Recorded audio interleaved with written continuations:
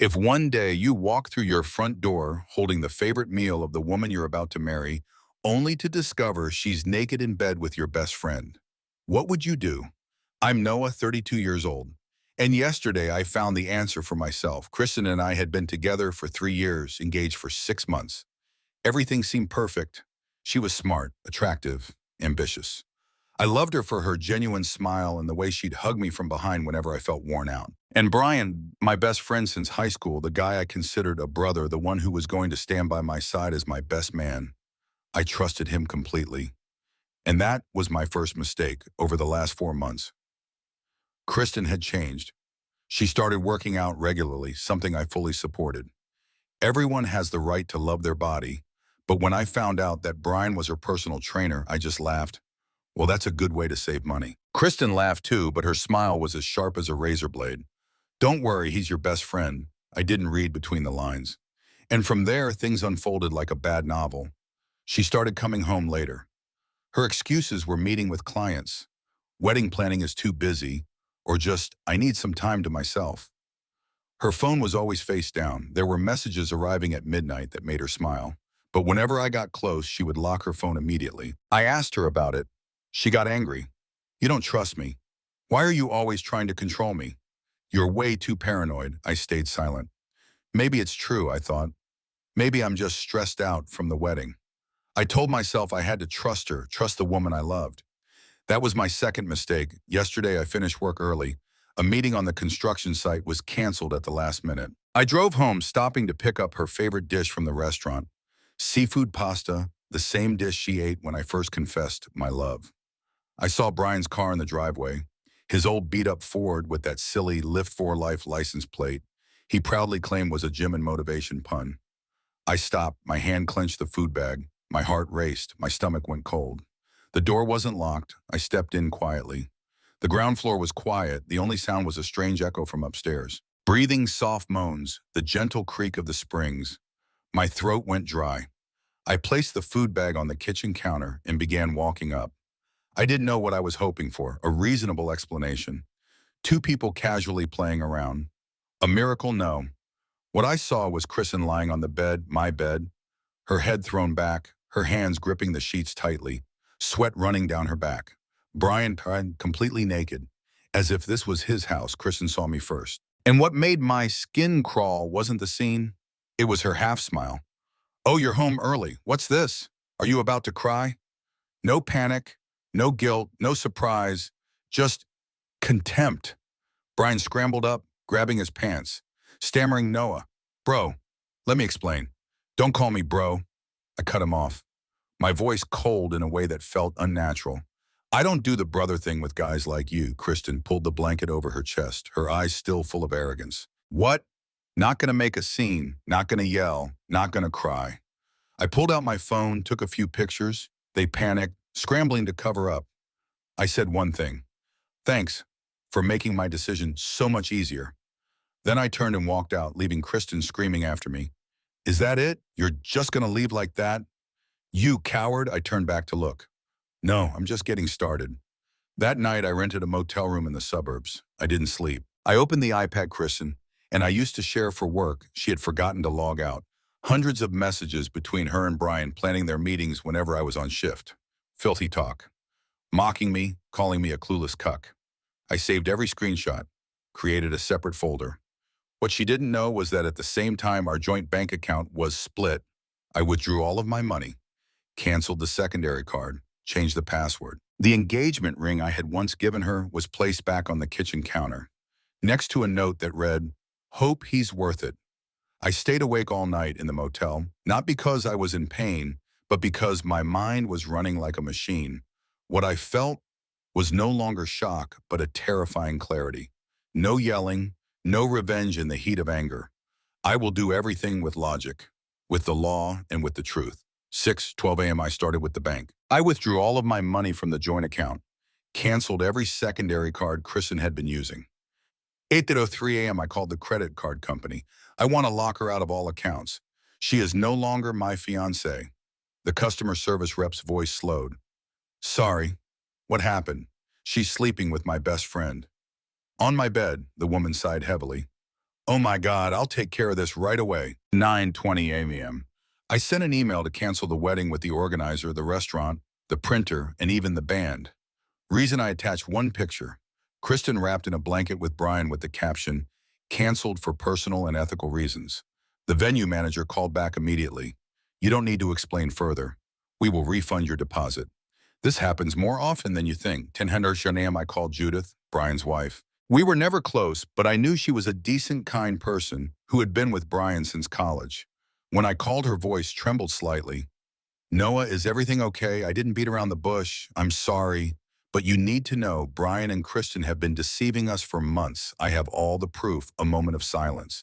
"Then I always suspected, but I never thought it would be her." I set up a coffee meeting for the end of the day to show her everything, screenshots, timestamps, messages. Judith didn't say much more. She just sighed. "Thank you for not staying silent like everyone else." 11:30 a.m. I returned to the apartment, standing at the door as if it were my first time arriving.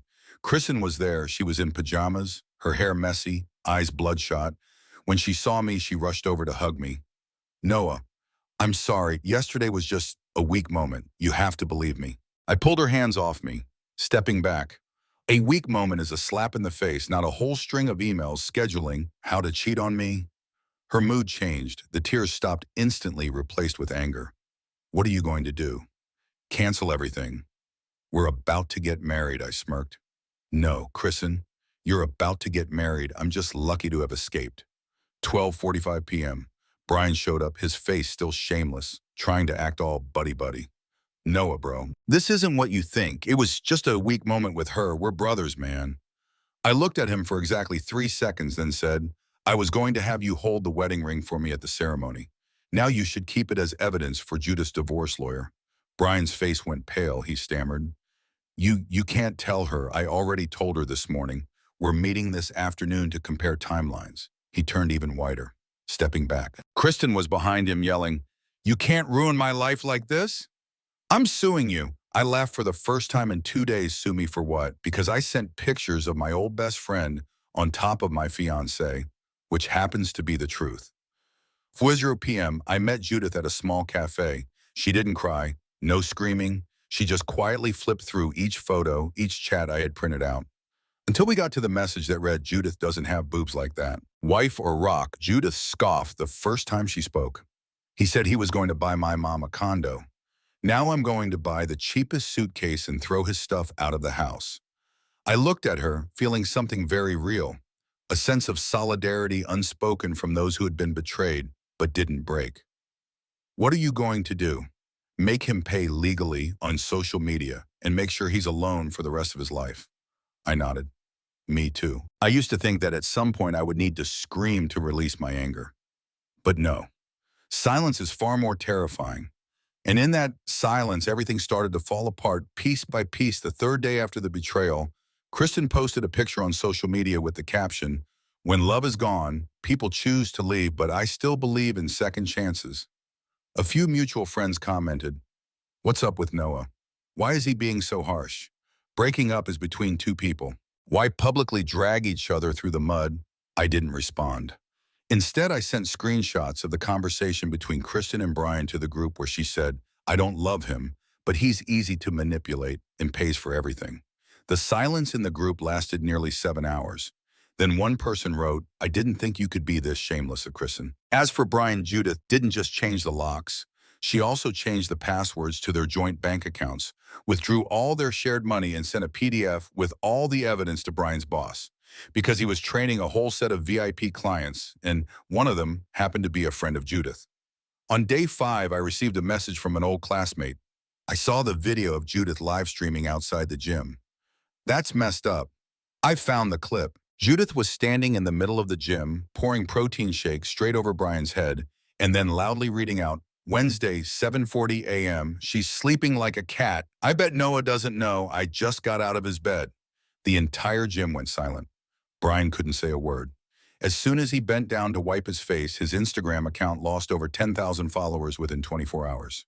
On day 6, I received an email from the real estate company where Kristen worked. It was a simple line. "We need to verify some details regarding Kristen M's professional conduct."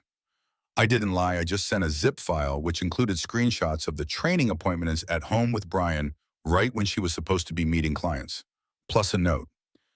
I can't speak to her professionalism, but if you're concerned about ethical behavior, this is the document you should review. On day 8, Brian messaged me for the 12th time. I was wrong, I lost everything. Now I'm crashing at a buddy's place. My car's about to get towed. Judith locked all my accounts. You win, okay? I responded with one line. I'm not playing to win. I'm just cleaning up the mess. On day 10, Kristen stood at my front door, her raincoat soaked eyes red, holding a torn umbrella. I lost my job. They said the company couldn't handle the scandal. Brian blocked me. My mom won't talk to me anymore. Please, Noah. Give me one chance, just one chance. I looked at her, this woman who I once thought would walk beside me until the end of our lives. Now standing in front of me, reduced to nothing but a wreck of her former self. Remember when you asked me, what are you going to do, cry? Now I asked her, what are you going to do, cry? She trembled. I closed the door. No curses, no pity. That evening I messaged Judith. She just came, completely shattered. Judith texted back, good. It's time they know what it feels like to be deemed unworthy. I thought Kristen would disappear after the last time she came to my place crying in the rain like some bad actress in a cheap soap opera. But I was wrong about one thing. She didn't know how to let go. She didn't know shame, and she absolutely couldn't accept defeat. And day 12, a friend sent me Kristen's post on Facebook. You can forgive a mistake, but you can't forgive being heartless. When you're betrayed by the one person you called your soulmate, the only thing you can do is stay silent and walk away. Below the post were hundreds of shares. Many people, especially those who had no idea what was really going on, chimed in with sympathy. Stay strong, girl. Whoever hurt a strong woman like you doesn't deserve your time. No one is perfect, but those who can admit their mistakes are truly valuable. I texted Judith. She's putting on her good girl face again. Judith replied in 5 seconds. Perfect. Let me peel that makeup off her. On day 13, Judith responded on Kristen's post. No insults, no rants, just a gentle recounting. Have you ever been betrayed by the two people you trusted most? One is the man you called your husband.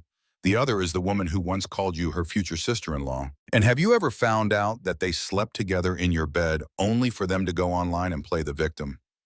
Attached to the post were screenshots of the messages Kristen and Brian had sent slandering me and Judith, complete with dates, times, and details. The online community turned like a tidal wave. Comments shifted from sympathy to outrage. Unbelievable. She's making it all up. Poor Noah. On day 14, I got a text from Kristen, an unknown number. Do you want me to die? To make you happy? I didn't respond. 5 minutes later, you think you're so noble by staying silent? Don't think you're better than me. You're just a coward, too afraid to forgive. I still didn't reply. An hour later, she texted again. Noah, please delete the post. I'm about to lose my contract with the parent company. They're demanding an ethics investigation. I sent only one message back. I never posted anything. It's all the truth and those who know it. Day 15, I stopped by a familiar bar, just hoping for some peace. But life didn't allow me that. Brian was there alone. His clothes were messy, his eyes sunken and dark, like he hadn't slept in days. He saw me, tried to stand up. Noah, I know you don't want to see my face, but please tell Judith for me. I've lost everything. I took a sip of my drink, set it down, and slowly said, good. Because I lost my trust in you a long time ago. I know I was wrong, but Kristen has turned her back on me too. You won, Noah. I looked up, stared at him. You're wrong. This isn't a competition, but if it were, I won the moment I didn't become a person like you. Day 16. I got an email from the law firm representing the real estate company where Kristen used to work. Thank you for providing information in the internal investigation. We can confirm that Kristen M. has been officially suspended due to professional ethics violations. That same day, a friend sent me a screenshot from Kristen's Instagram story where she wrote, when the world turns its back on you, you learn to rely on yourself. I don't need anyone. I'll still rise, I smiled faintly, looking out the window. I'm not one to believe in karma, but if you've ever seen the person who destroyed you begging for forgiveness in front of the same crowd that once praised them, you'd understand. Life has its own sense of justice, no need for swords. Just patience. Day 20, I was scrolling through a video that was being shared all over the local community groups. The star of the video was Kristen. She was standing in the lobby of a real estate center, crying and begging the management, Give me a chance to start over. The video was less than a minute long, but it spread like wildfire. The person who filmed added a caption, "When someone who preaches ethics gets swallowed up by their own lies." One comment said, "This is the woman who hosted a seminar on building trust in business." Yeah, sure, day 25. Brian called me from a new number. I just wanted to say, you were right. You didn't have to hit us. Didn't need to get revenge. You just gave the truth, and that truth was enough to destroy us. I didn't respond and let him hang up. Day 30, I was invited to speak at a company seminar with the topic, Rebuilding Trust After a Crisis, irony. Maybe, but I stepped up to the podium, smiled. I used to trust the wrong people, and the price I paid was losing the future I had imagined. But because of that, I now know what to hold on to and who to let go of. The whole room applauded. Not because I was great, but because I survived. And I didn't let hatred turn me into someone like them. At 45, I met Lena, a former friend of Judith's who had only heard of me through vague stories. She was gentle, quiet, and most of all, sincere. "I know everything," she said after our first coffee together. "But what made me want to meet you wasn't what you went through, but how you got through it. We didn't rush. We didn't call each other lovers. It was simply two people who had been hurt, learning to trust again." Day 60, I heard that Kristen left the city. No one knew where she went. Brian moved back in with his parents. He lost his bro. His friends turned away. His reputation was gone. Some people told me I should feel satisfied. I'm not sure, I just felt relieved. And if you're reading this, if you've ever been hurt by someone you placed your trust in, if you've ever been lied to, stabbed in the back, or wanted to collapse, remember you're not alone. You're not stupid. You're not weak. You were just too good to the wrong person. But eventually you'll rise again, and the sunrise behind you won't be overshadowed by anyone ever again. This is where the story ends. If you found this journey meaningful, share it, leave a like, and subscribe to the channel, so I have more motivation to keep writing real and heartfelt stories. Thank you for listening, and I'll see you in the next stories. Goodbye.